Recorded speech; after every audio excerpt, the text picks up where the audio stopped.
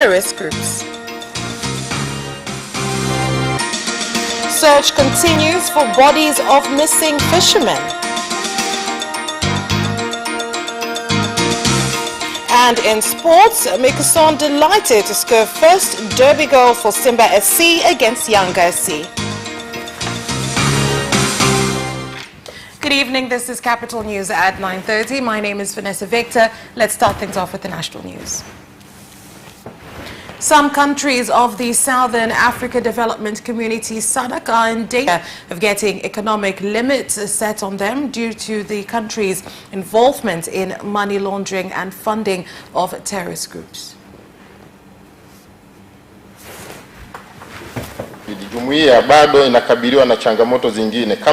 Community still faces challenges such as on money laundering and sponsoring of terrorist groups. This has led to some member states to be listed amongst countries in danger of having international restrictions imposed on them for failing to adhere to Financial Action Task Force regulations. Some residents of Kindai in Singida Municipal, while in large groups, have camped beside Lake Kindai holding prayers as others use canoes filled with fishermen and divers in search of the bodies of fishermen who drowned in the lake over 3 days ago.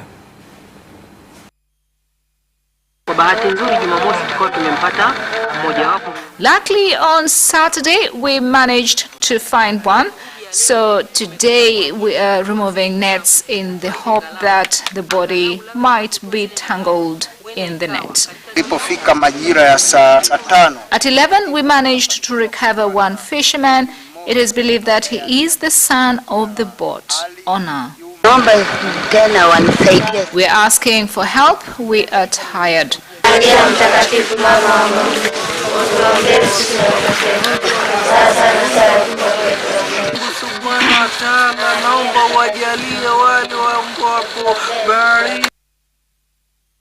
The Minister of Public Service and Good Governance, Harun Ali Suleiman in Zanzibar, has warned political aspirants who want to vie for various positions to ensure they follow the law and leadership ethics.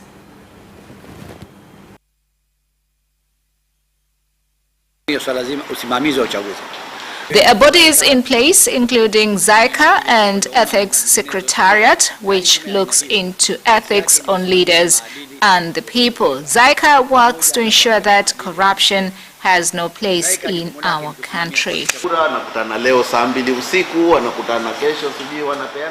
They meet at 8 p.m. and the next day, I don't know to exchange what. So we are making a follow-up on such behavior.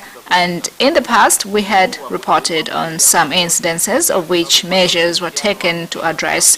So this will continue until on election day.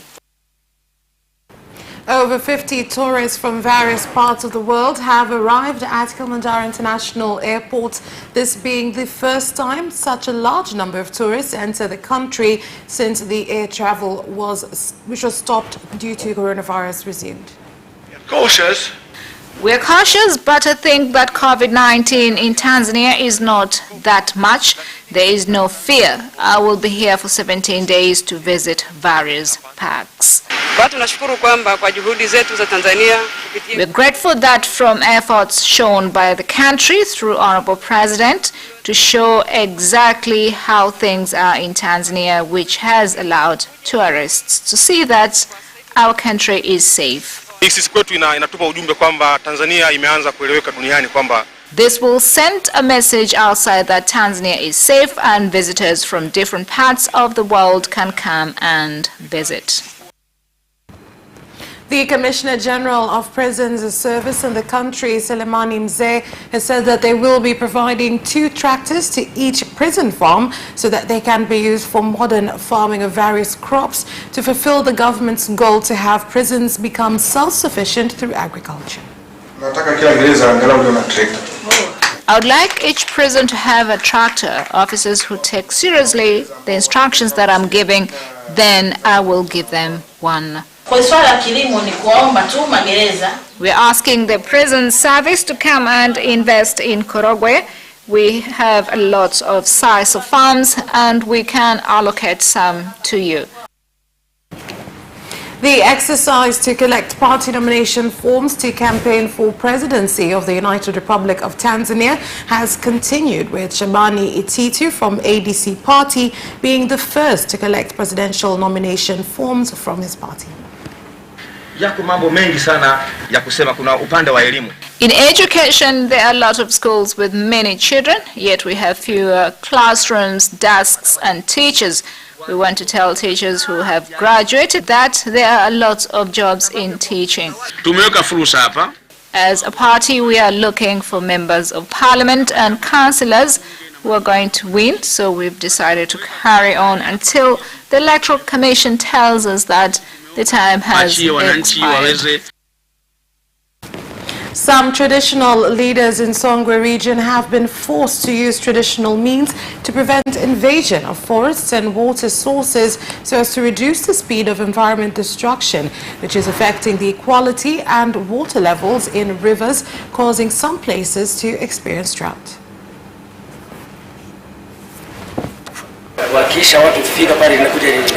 When someone sees a snake, he runs away from the area, and anyone who is planning on going to cut down a tree is deterred from doing so, as he knows very well that once you get there you will be bitten by a snake. The population was small then, and people took care of water sources and forests, but the way things are, it looks like it is getting worse.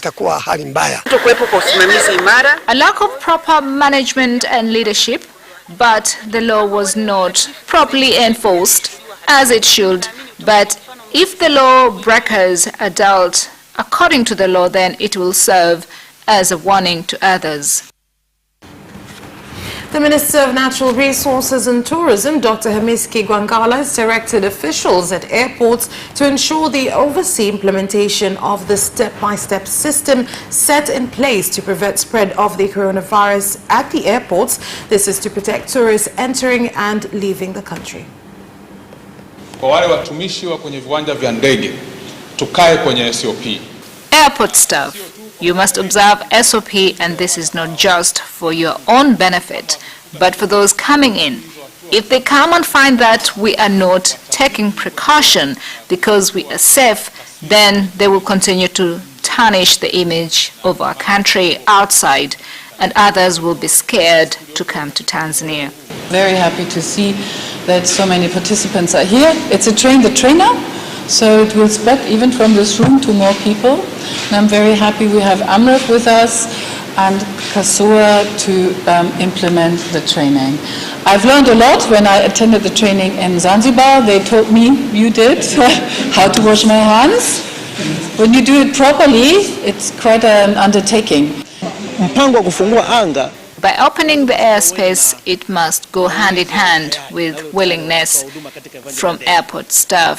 This is extremely important given that a lot of countries are still under lockdown, so they must find us ready to serve them.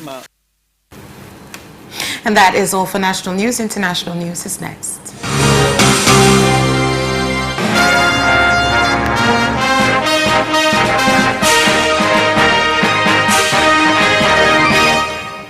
And in international news,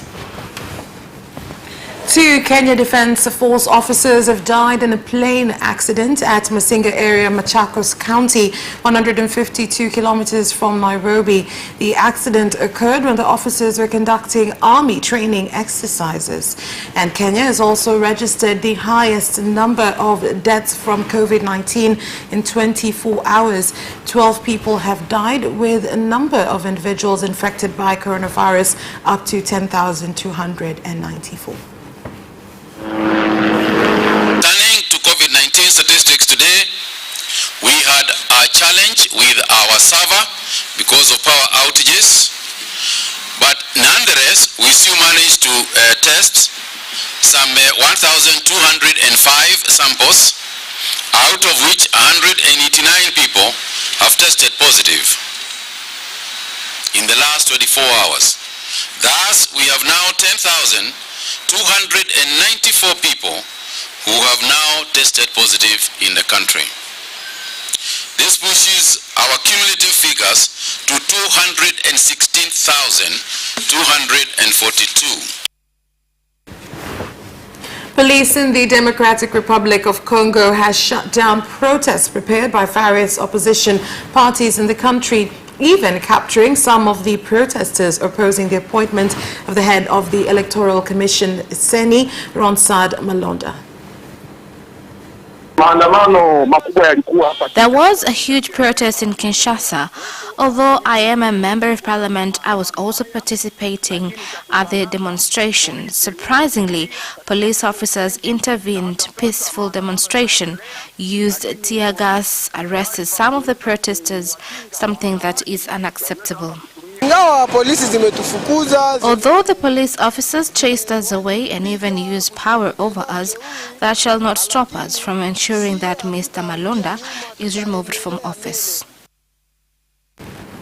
The United Nations has urged the government of Uganda to work towards reaching the global goals to fight against poverty, respect human rights, access to clean and safe water, as well as improving education in the country.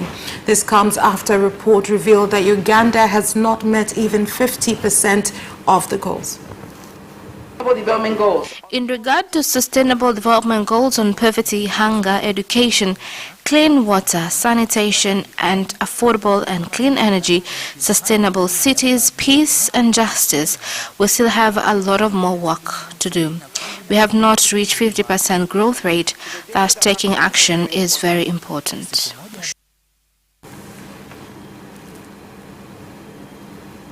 That's all for the international news. Business news follows after this short break.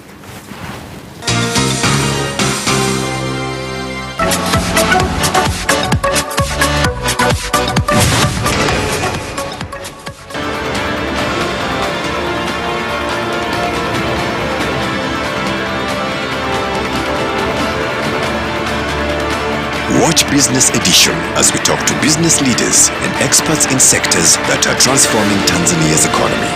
We believe that the driver is the customer. To change the mindset of traditional HR to the digitalization.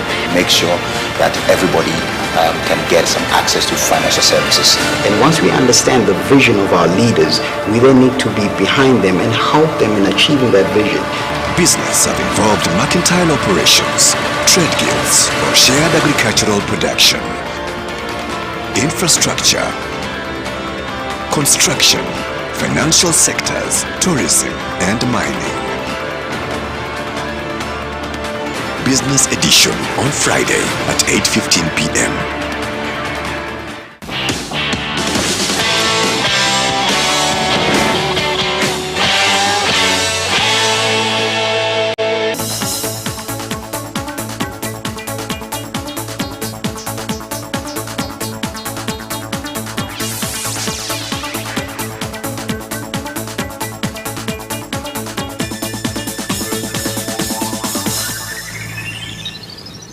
And now in business news.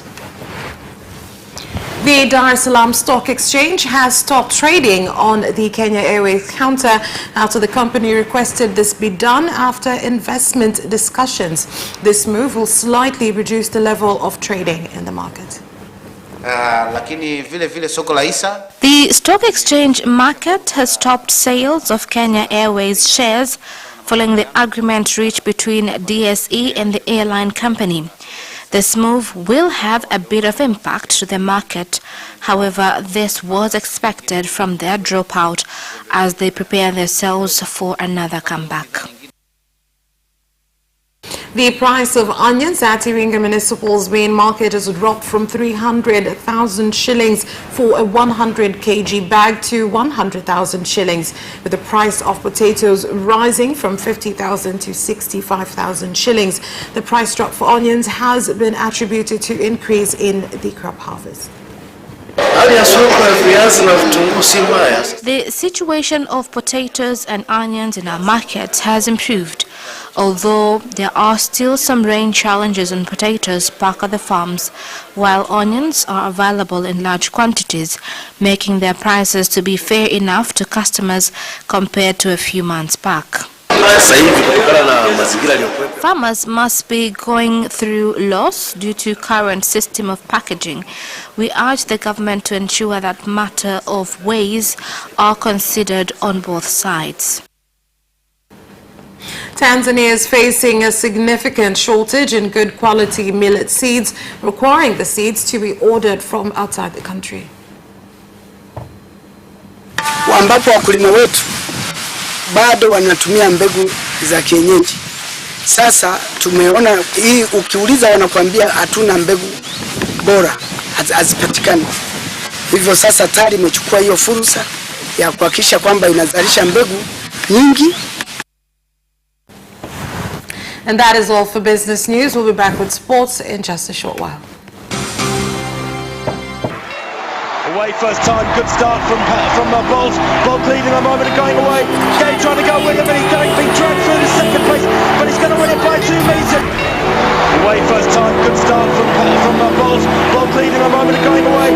Gay trying to go with him, and he's being dragged through the second place, but he's going to win it by 2 meters.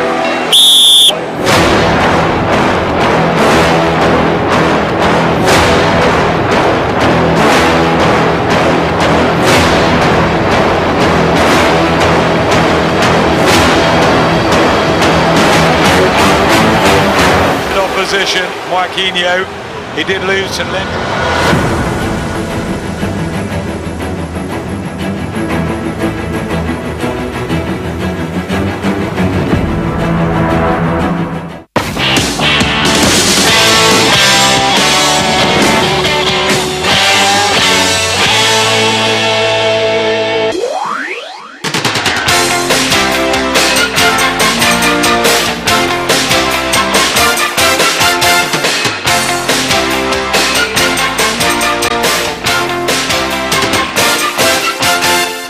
And now in sports news. Simba SC midfielder Luis Miquissone says he will never forget notching his first derby goal for Simba SC against rivals Young Africans yesterday. Here's the report. The Mozambican star scored the third goal as Simba roared to a 4-1 win against Yanga at National Stadium in Dar es Salaam and cruised into the final of the FA Cup, where they will now face Namungo FC. Simba's other goals were scored by Brazilian player Gerson Fraga, Clatous Chama and Muzamiru Yassin, while Yanga's consolation came courtesy of Faye Toto in the 70th minute. On the memorable thing he will never forget from the derby on Sunday, Miquissone said, "I think we played good football in both periods, and I also scored my first derby goal for Simba against Yanga. It is so good to score and help the team, and it was sweeter to notch my first derby goal." Before the match, Simba's spokesperson Haji Manara had promised his younger counterparts a huge amount of money should Wekundu wa Msimbazi win. Meanwhile, the Yanga assistant captain Juma Abdul has pleaded with club fans to forgive them after the embarrassing 4-1 defeat against rivals. Abdul has now asked the fans to forgive them because they did not expect to lose the fixture by a huge margin, and also went further to explain most of the players did not play according to the coach's instructions. After the match, Yanga coach Luke Elmael said he will take the blame for the humiliating defeat. Manchester City's 2-year ban from the Champions League for a serious breach of UEFA's financial fair play rules has been overturned by the Court of Arbitration for Sport, which also reduced the club's fine to €10 million from €30 million. Here's the story. A panel of 3 lawyers found that City failed to cooperate with investigations by UEFA's club financial control body, which oversees FFP compliance, and imposed the €10 million fine for that. The panel said City had shown a disregard for the principle that clubs must cooperate with the governing body's investigations and conducted an obstruction of the investigations. Lewis Hamilton said he is in a lifelong struggle to fight racism after he gave the Black Power salute following his win at the Styrian Grand Prix. Here's more. Hamilton raised his right fist in the gesture made famous by the athletes Tommy Smith and John Carlos at the 1968 Olympic Games when he climbed from his car and again when he was on the podium. Hamilton, who claimed his first victory of the season at the Red Bull Ring in Australia, is the only black driver in Formula One and has been outspoken in the support for the Black Lives Matter movement since the killing of George Floyd. He had not previously given the Black Power salute, however. And that's what item ends our news bulletin. On behalf of everyone who worked to bring you this bulletin, thank you for watching and good night.